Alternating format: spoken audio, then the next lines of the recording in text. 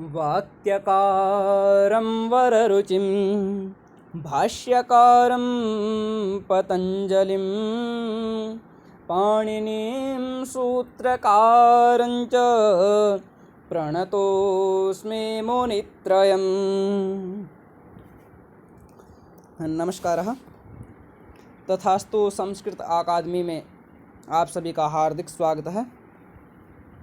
जैसे कि हमने पिछली वीडियो में व्याकरण के सामान्य परिचय को जाना और जहाँ से हमने उस वीडियो को छोड़ा था वहीं से ही हम इस वीडियो का प्रारंभ करते हैं माहेश्वर सूत्रों से। सबसे पहले इन माहेश्वर सूत्रों का सामान्य परिचय हम जान लेते हैं, कहाँ से इनका उद्भव हुआ। इस विषय में नंदिकेश्वर नाम के किसी विद्वान ने, जैसे कि मैंने पिछली वीडियो में भी बताया था, अपने पुस्तक के अंदर इस प्रकार का वर्णन दिखाया है। नृत्तावसाने नटराज राजो ननाद ढक्काम नव पंचवारम उद्धर्तु कामः सनकादि सिद्धान एतद्विमर्शे शिवसूत्र जालम। ऐसी कथाएं प्रचलित हैं। कुछ विद्वान इन कथाओं को मानते हैं, कई विद्वान नहीं मानते, पर जैसे हम सुनते आ रहे हैं उसके अनुसार बता देते हैं। क्योंकि महर्षि पाणिनि कब हुए इस विषय में भी संदेह है, और जिस समय में वो हुए वहाँ उस समय हम तो नहीं थे, तो इसी प्रकार हम उन्हीं बातों को बता सकते हैं जो हमने गुरुमुख से सुनी है। तो सिद्धांत यह था कि महर्षि पाणिनि ने भगवान शिव की घोर तपस्या की और उस तपस्या से प्रसन्न होकर के भगवान शिव ने 14 बार अपने डमरू को बजाया। उस डमरू को बजाने के बाद उन डमरू से निकलने वाली ध्वनियों को महर्षि पाणिनि ने अपनी बुद्धि के अंदर अच्छी तरह से बैठा लिया, उनको रिकॉर्ड कर लिया, अच्छी तरह से ग्रहण कर लिया। और ग्रहण करने के बाद इस संपूर्ण वांग्मय की, संपूर्ण विश्व की जितनी ध्वनियाँ हो सकती थी उनको उन्होंने 14 सूत्रों के अंदर समाहित कर दिया। और यह 14 सूत्र ऐसे हैं कि संपूर्ण पाणिनीय अष्टाध्यायी इन 14 सूत्रों के आधार पर चलती है। करोड़ों की संख्या में जितने भी शब्द विद्यमान हैं उन सारे शब्दों की व्युत्पत्ति किस प्रकार से है, कौन सी प्रकृति है, प्रत्यय है, धातु है, अगर हमको इन 14 सूत्रों का ज्ञान नहीं है तो हम व्याकरण का एक भी सूत्र नहीं पढ़ सकते। क्यों नहीं पढ़ सकते? क्योंकि प्रत्येक सूत्र के अंदर हमको ये 14 सूत्र में से कुछ न कुछ अंश इसका देखने को मिलेगा। जिस प्रकार से एक मकान की नींव के बिना हम मकान खड़ा नहीं कर सकते, उसी प्रकार इन 14 सूत्रों के बिना हम व्याकरण भी नहीं पढ़ सकते। और जो व्यक्ति इन 14 सूत्रों को नहीं जान पाता वह व्याकरण पढ़ने का भी अधिकारी नहीं है। जहाँ तक मैं मानता हूँ कि आप सबको ये 14 सूत्र ज्ञात ही होंगे।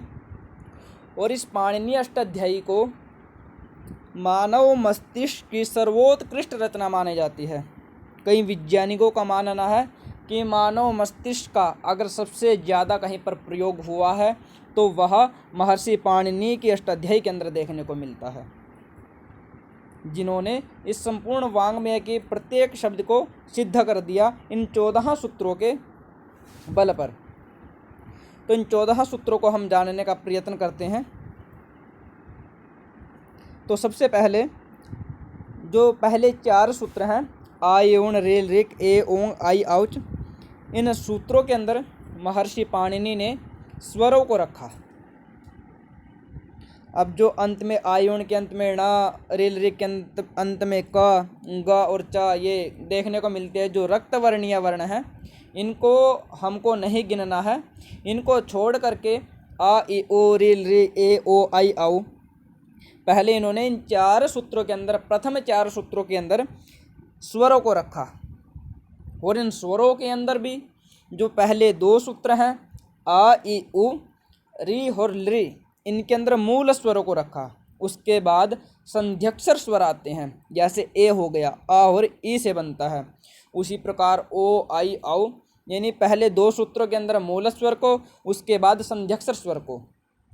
पहले 4 सूत्रों के अंदर महर्षि पाणिनि ने इन स्वरों को रखा, और इन स्वरों में से आगे अब कई व्यक्ति बोलेंगे कि इसके अंदर आ नहीं है, इसके अंदर दीर्घ ई नहीं है। इनके विषय में हम आगे विस्तार से जानेंगे। आकार के 18 भेद किस प्रकार से हैं, ई के 18 भेद कैसे हैं, ऊ के 18 भेद कैसे, री और लिरी 30 प्रकार से कैसे हुए, इस विषय में हम विस्तार से जानेंगे। पर मूल स्वर कितने हैं? 9। और आगे महर्षि पाणिनि ने 5वें सूत्र के अंदर हा या वरट और छठे के अंदर लण, यानी हा या वरा और ला, इनको रखा। अब हिंदी वर्णमाला तो का खा से शुरू होती है, और महर्षि पाणिनि की वर्णमाला हा या से शुरू होती है।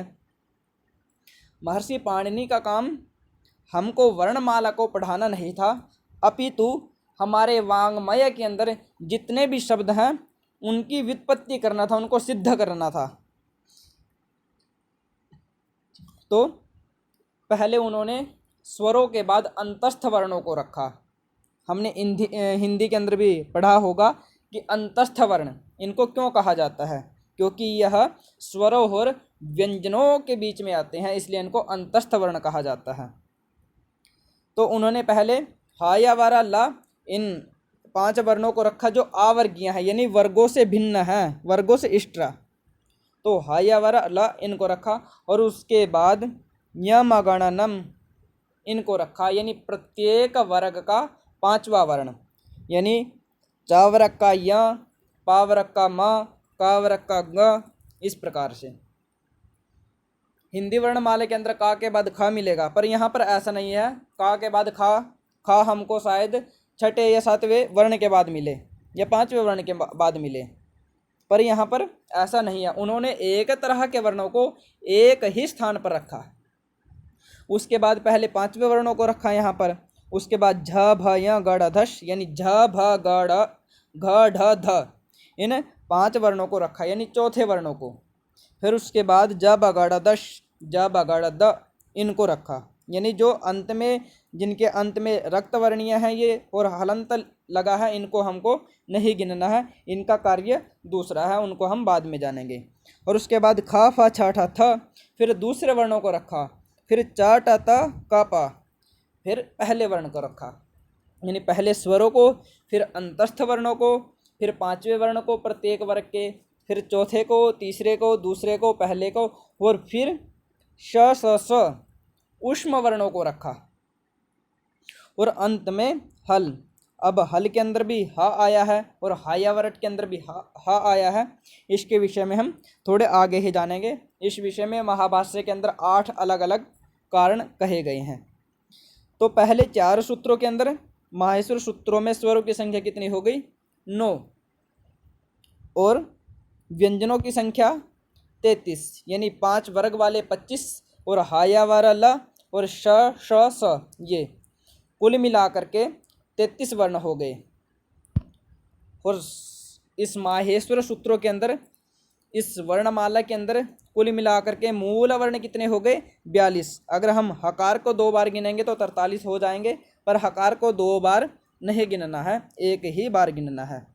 तो संस्कृत वर्णमाला के अंदर मूल स्वर कितने हो गए? 42।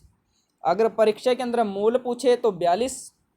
वैसे संस्कृत वर्णमाला के अंदर 63 या 64 वर्ण देखने को मिलते हैं। पाणिनीय शिक्षा कहती है त्रिषष्टिश्चतुष्षष्टिर्वा वर्णाः शंभुमते मताः, यानी 63 और 64। पिछली बार शायद नेट की परीक्षा के अंदर भी यह प्रश्न आया था, मूल वर्णों की संख्या वर्णमाला की, तो उसके अंदर 63 और 64 सही माना गया था, जो पाणिनीय शिक्षा के अंदर। पर माहेश्वर सूत्रों के अंदर मूल वर्णों की संख्या कितनी है?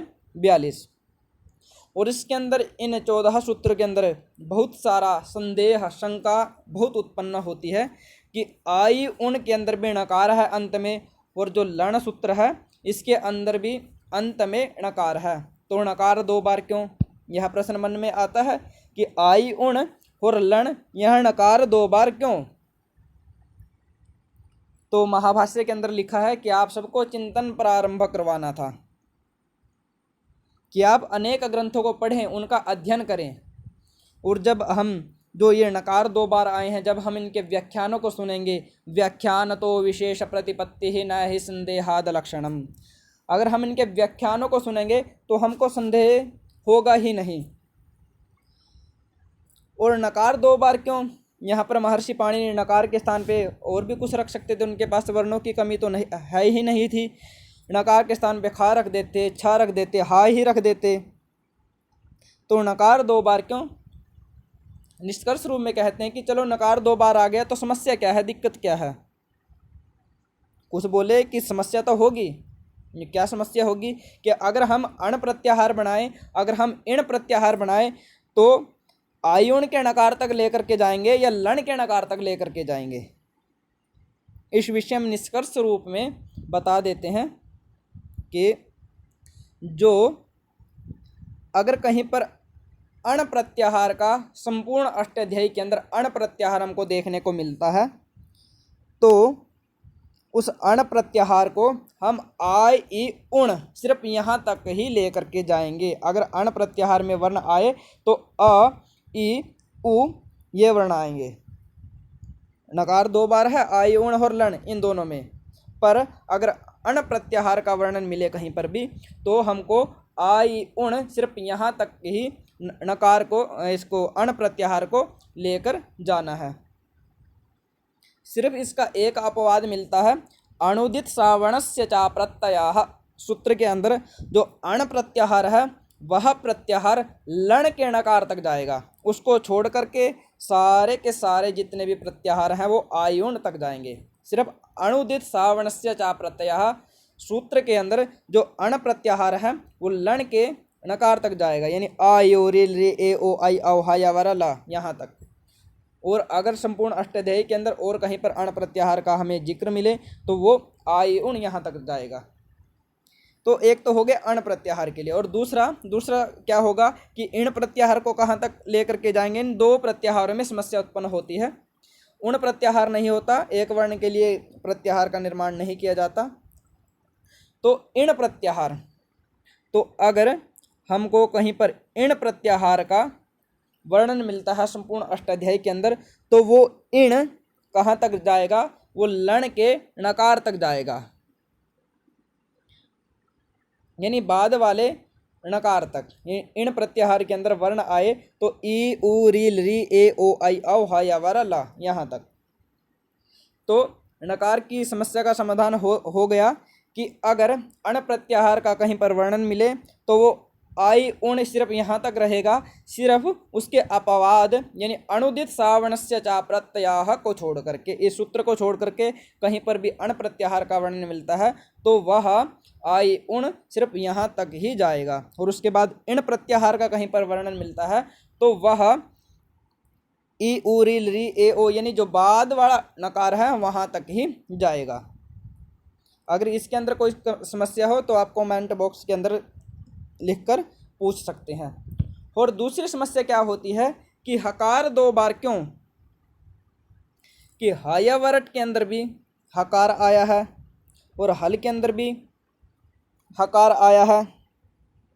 अगर यहाँ पर एक हकार ह होता तो क्या समस्या होती? जो अंत वाला हकार है उसको हटा देते, 13 ही सूत्र रह जाते।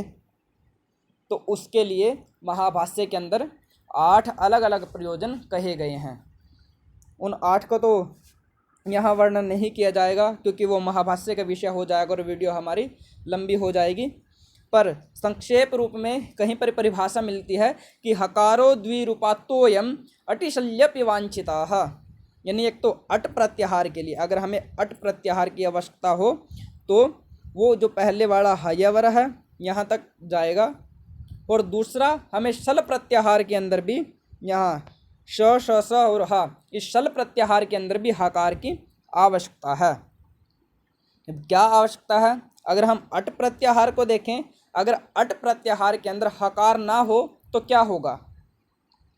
इस विषय में एक अरहेण शब्द हमें देखने को मिलता है। अरहेण उस सूत्र के अंदर नकार के स्थान पर नकार होता है अट उपवांग नुम व्यवायपि सूत्र के साथ, तो अगर अट प्रत्याहार के अंदर ह ना हो तो अर्हेन बन जाएगा, जो कि शुद्ध रूप नहीं बनेगा।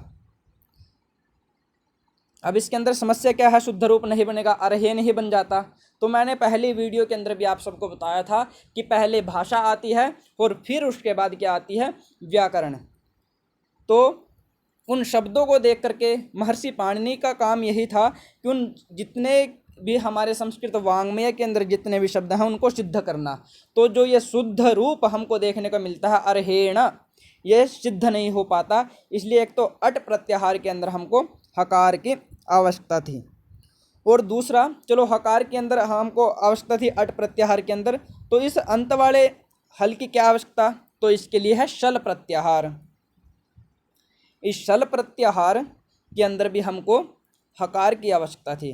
क्यों, एक आधुक्षत रूप बनता है दोहा धातु के लुंग लकार के अंदर, वो नहीं बन पाता, इसलिए हमको शल प्रत्याहार के अंदर इसकी हकार की आवश्यकता थी। उसके अंदर और कुछ रूप बन जाता, अधुक्षत के स्थान पे अधुया कुछ भी बन जाता, पर वो शुद्ध रूप नहीं होता जो हमें पहले जो भाषा के अंदर प्रचलित था, और उस भाषा को देखकर ही बाद में व्याकरण की रचना होती है। तो इसके 8 अलग अलग प्रयोजन हैं, तो कभी समय हुआ तो इसके 8 के 8 प्रयोजन को विस्तार से बता दिया जाएगा। जो पहले हायावरट है, इनके अंदर अट अश हस और इन प्रत्याहार के अंदर हकार की आवश्यकता थी, इसलिए हायावरट के अंदर हकार को रखा गया। ये पहले 4 प्रयोजन थे, इनकी सिद्धि के अनुसार, सिद्धि के साथ ही अगर टाइम हुआ, अगर समय मिला तो इनकी वीडियो अलग से अपलोड कर दी जाएगी। और हल प्रत्याहार के अंदर वल, रल, झल और शल, इन प्रत्याहारों के अंदर हकार की आवश्यकता थी, इसलिए हकार को 2 बार रखा गया। उसके बाद तीसरी समस्या क्या आती है, अगर आई उण इस सूत्र के अंदर अकार एक बार कह दिया कि आई उण में जब आ कह दिया गया, पुनः हायावरट इत्यादि में पुनरावृत्ति क्यों, यानी जब आई उण सूत्र के अंदर एक बार अ ये बोल दिया, तो जो हायावरट है यानी हा है, हा के अंदर भी आकार देखने को मिलता है, या के अंदर भी आकार है, वा के अंदर भी है, रा के अंदर भी है, टा के अंदर नहीं है क्योंकि वो अंत में क्या है, हलंत है। तो इनके अंदर बार बार अ कहने की आवश्यकता क्यों पड़ी, तो इसके लिए महाभाष्य के अंदर एक वर्णन मिलता है कि न पुनरंतर अंतरेणाचाम व्यंजनस्योपि उच्चारणम संभवति, यानी हम व्यंजनों के स्वरों के बिना व्यंजनों का उच्चारण नहीं करते। और परिभाषा मिलती है कि हकारादिषु अकारः उच्चारणार्थः, यानी जो हकार आदि के अंदर जो हमें ये हकार आदि के अंदर जो हमें आकार देखने को मिलता है, ये सिर्फ उच्चारण के लिए है, क्योंकि स्वर के बिना हम व्यंजनों का उच्चारण नहीं कर सकते, और अगर उच्चारण नहीं करेंगे तो उनको कैसे जानेंगे। तो इसलिए हकारादिषु अकारः उच्चारणार्थः, सिर्फ हकार आदि के अंदर जो अ है वो सिर्फ उच्चारण के लिए है। हम देखते हैं इको यणचि में एक के स्थान पे यण करते हैं, जो या करते हैं वो क्या करते हैं, अर्ध करते हैं, यानी व्यंजन, व्यंजन इत्युक्ते हलंत वाला यकार हम उसके स्थान पे करते हैं। तो ये हो गई शंकाएं हमारी। अगर इसके बाद भी कुछ समस्याएं हुई, कुछ शंकाएं हुई, तो आप कमेंट बॉक्स के अंदर लिख सकते हैं, उनका समाधान मैं करने का प्रयास करूंगा। तब तक के लिए ओम।